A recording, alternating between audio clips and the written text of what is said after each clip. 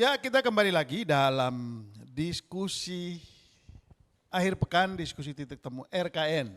Nah, kami ini sudah berada di penghujung acara. Ini adalah segmen terakhir.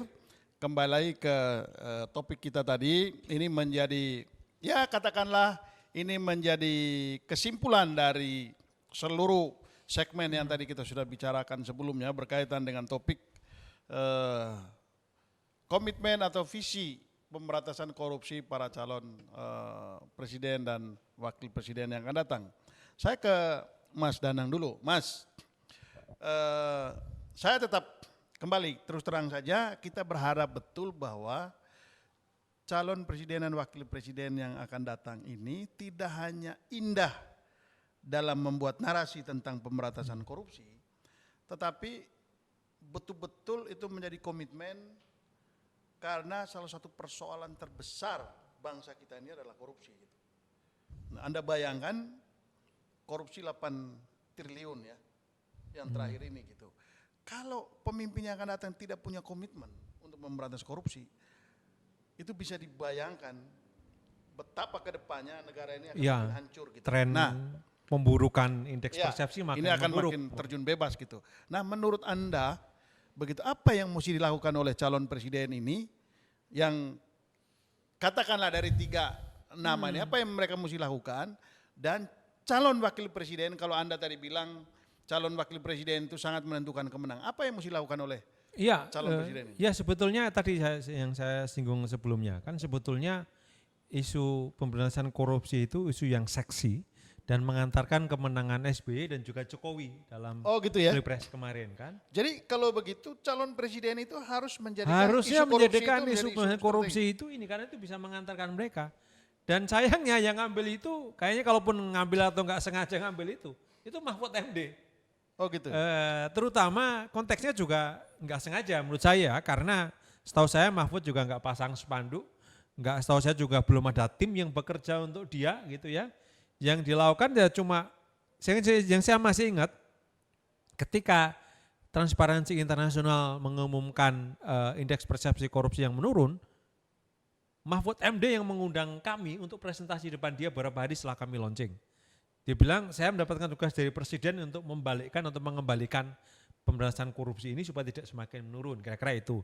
Lalu kemudian berlanjut di beberapa ini lalu sempat ribut dengan DPR dalam kasus pencucian uang gitu ya, itu yang 300 sekian mungkin saya subjektif karena saya diminta jadi anggota tim untuk pencucian uang, memastikan itu ditangani dan juga reformasi hukum ya. Tetapi yang saya lihat kan nama Mahfud MD kan tiba-tiba naik di Wapres dari tahun lalu yang mungkin 0,1% tiba-tiba dia bersaing dengan katakanlah dengan Erick Thohir atau Sandiaga Uno yang sudah belanja besar-besaran untuk menuju ke situ gitu kan. Ya kita tahu misalnya Erick kan sempat pasang fotonya di ATM Bank BUMN gitu kan. Atau pasang spanduk di mana-mana. Atau Sandiaga yang tidak menutupi kampanyenya gitu kan. Atau bahkan Muhaimin dan Erlangga Puan udah pasang spanduk se-Indonesia Raya gitu kan. Setahu saya Mahfud nggak pasang spanduk, nggak ada tim sukses. Setahu saya ya, nggak ada tim sukses yang bekerja promosi. Dia hanya ya menjalankan tugas sebagai Menko Polhukam saja. Dan ternyata naik. Artinya sebetulnya isu korupsi itu bisa memberikan insentif kalau mereka mengemas dengan baik. Sayangnya dalam beberapa hal ini gagal. Katakanlah. Tapi kan tidak hanya sekedar memainkan isu. Oh ya. Kan publik juga melihat. Apakah sungguh-sungguh atau tidak gitu? Iya, itu yang kita lihat misalnya Erick Thohir kan, dia mengklaim bahwa dia yang melaporkan kasus korupsi Garuda, menyelesaikan korupsi di Asabri dan Jiwasraya dan korupsi-korupsi BUMN yang lain gitu kan. Tetapi saya nggak melihat bahwa itu insentif itu bisa diambil oleh Erick Thohir gitu kan. Karena ya mungkin dia kemarin tiba-tiba dia jadi anggota Banser gitu ya. Jadi kesana kemari nggak jelas itu yang tidak ditangkap. Sementara Mahfud yang ya DPR dilayani, apapun kritik dilayani, tiba-tiba aja naik presentasinya gitu kan, popularitasnya. Ini menurut saya semua calon ini barang penting nih, ini isu penting. Nah kalau nggak mau ambil ya lewat nanti gitu kan. Justru insentif itu yang masyarakat masih melihat itu. Gitu. Saya yakin bahwa isu pemberantasan korupsi itu tidak tenggelam. Oh, Karena jadi seperti kalau sebelumnya ini kalau Mas Danang jadi calon presiden hari ini pasti ngambil Mahfud gitu. kalau saya Calon presiden hari ini. ya mestinya karena isu pemberantasan korupsi. Pemberantasan korupsi. Atau kalau katakanlah mungkin Erick Thohir mau ambil isu itu, bisa jadi dia punya peluang besar untuk itu, gitu ya. Tapi kan message-nya nggak nyampe. Oke. Erick Thohir Di antara 3 calon ini, menurut Iya. Mas Danang, itu peluang untuk mengambil hal seperti ini dan mengambil orang seperti Mahfud ini.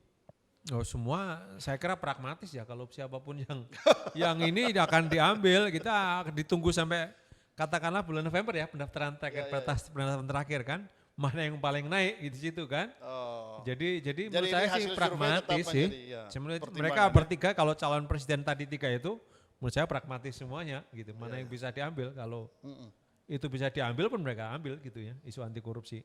Oke. Ya, Bung Ray.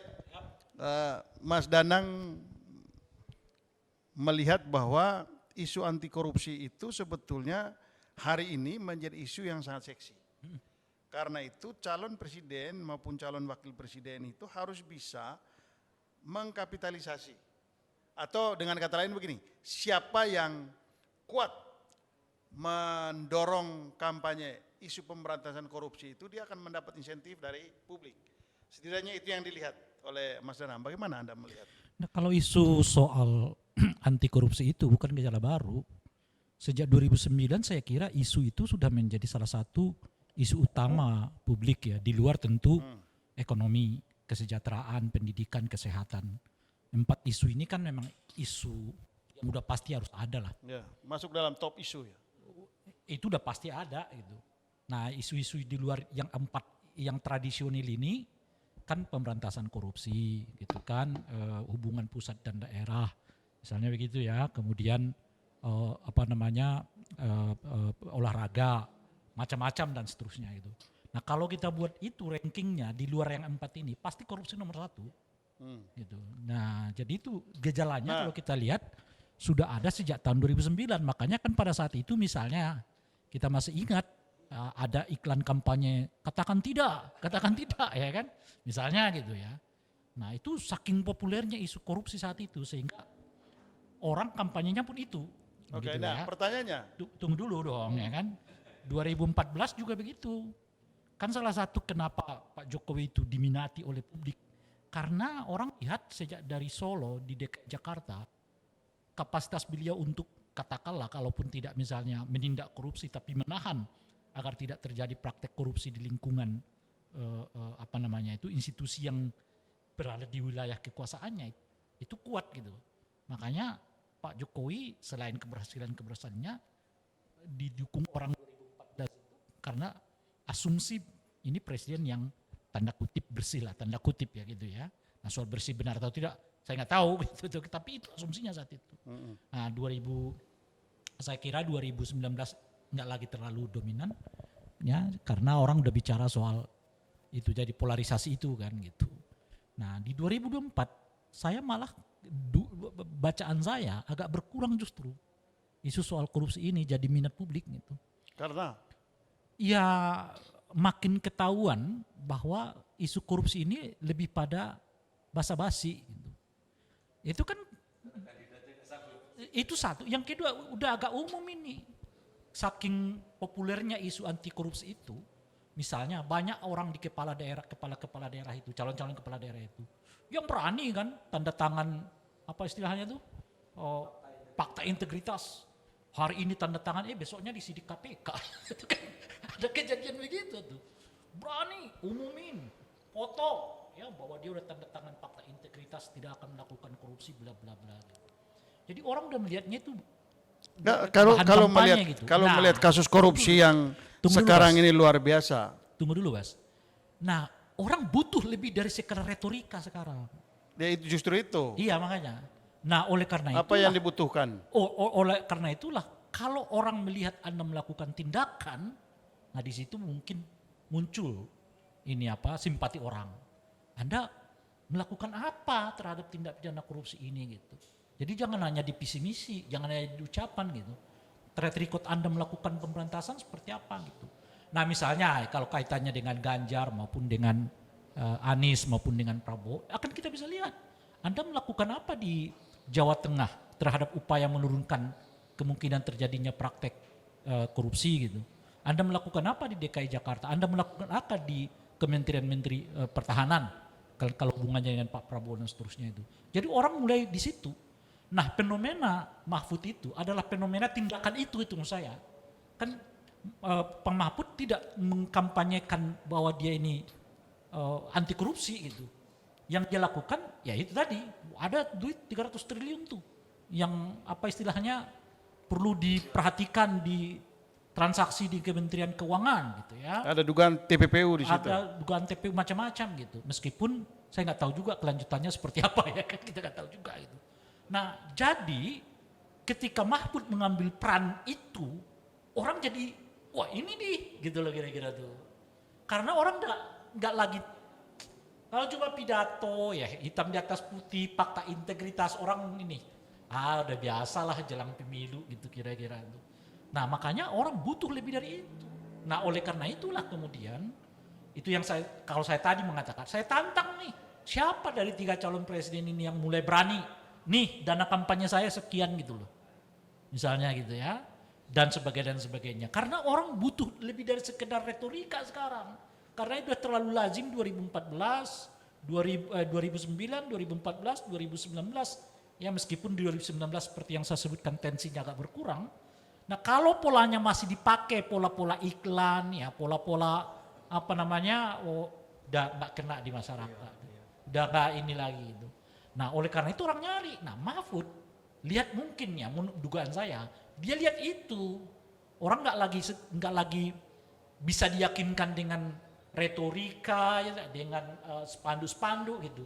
Tapi harus ada tindakan nyata gitu. Nah tindakan nyata itulah yang dilakukan oleh Mahfud dan betul responnya tinggi sekali. Dari katakannya baru 0,2% dia melonjak sekali tinggi. Seperti temuan di survei itu. Padahal tindakannya kan baru 2-3 kali gitu loh. Ya kan? Nah ini kan sekarang yang soal dugaan TPPU-nya pesantren Az-Zaitun ya. Bukan pesantrennya tapi Pak Panji Gumilangnya gitu. Yang saya sendiri agak kritik Pak Mahfud soal itu karena menurut saya ya belum ada kasus apa-apanya udah langsung masuk ke soal uangnya dan seterusnya itu gitu. Jadi nah itulah makanya dari tadi Bung Sebastian, kita jangan uji deh visi-misi mereka itu pasti ada, pasti hebat di pidato gitu loh. Nah yang paling penting sekarang tuh bukan lihat itu, muji mereka sederhana aja. Ya saya katakan tadi kan 3 kan. Transparansi dananya bagaimana kampanyenya? Sikap Anda terhadap KPK pasca revisi seperti apa? Undang-undang KPK kan itu saya sebutkan itu tadi gitu ya. Dan yang ketiga lah track record mereka. Pernah nggak mereka buat sistem apa nih di Jawa Tengah misalnya? Buat sistem apa nih di Jakarta gitu? Buat sistem apa nih di Kementerian Pertahanan misalnya?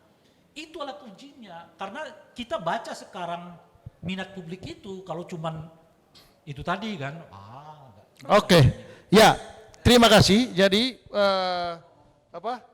kita sudahi diskusi kita ini. Jadi kita tidak butuh retorika.